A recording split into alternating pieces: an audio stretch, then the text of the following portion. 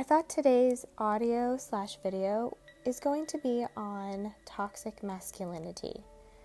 Now, if you're a person that is completely intimidated by toxic masculinity or masculinity in general, basically what you are afraid of is punishment. Now, the easiest way I could describe punishment is causing or intentionally causing pain or harm on an individual that has not conformed to a set of guidelines. Now, punishment is different than consequence or an outcome.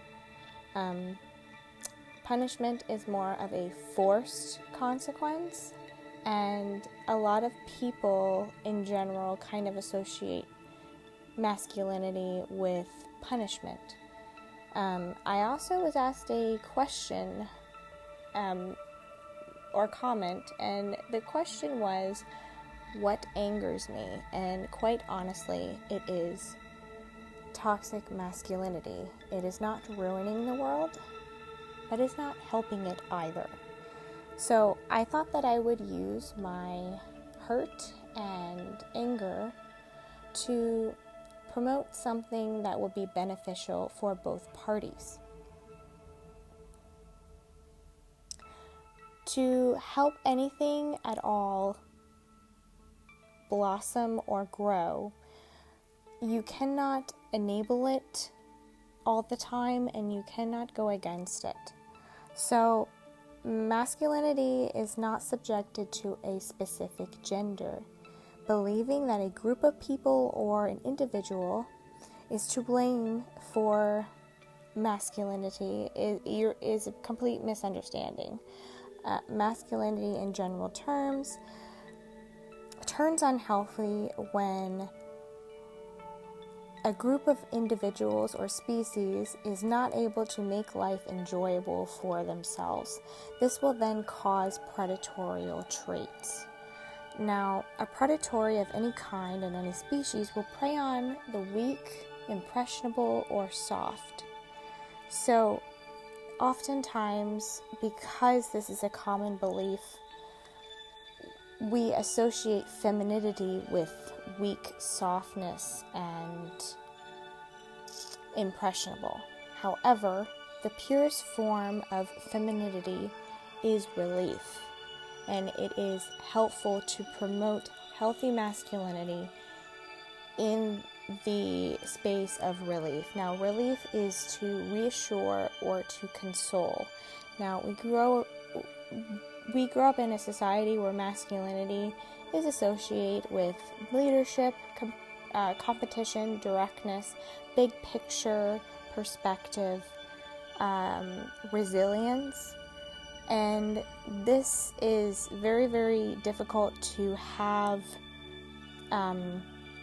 constantly all of the time.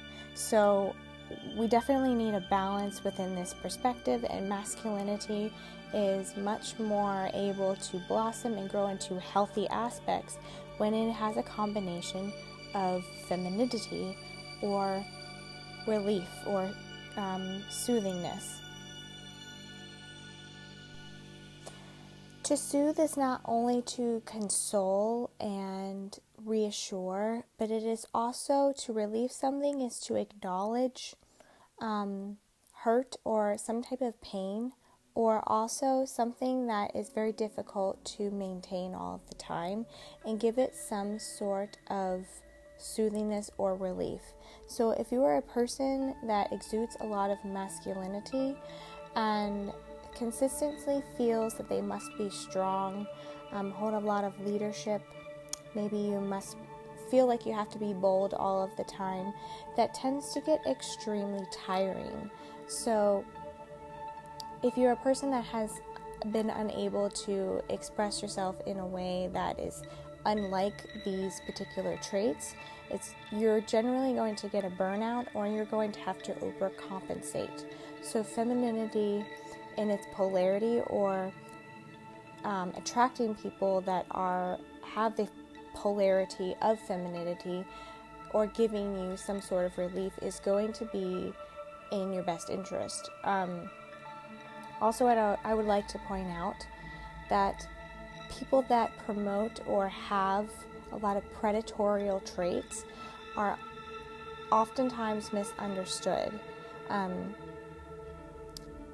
A lot of people believe that predatorial traits suggest that they are preying upon people that cannot protect themselves, when actually they are subconsciously wanting to have some sort of relief.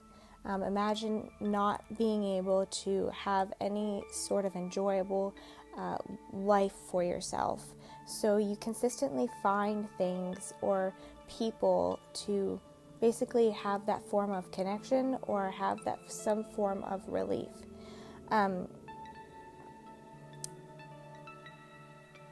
I feel that this is very beneficial in the fact to understand.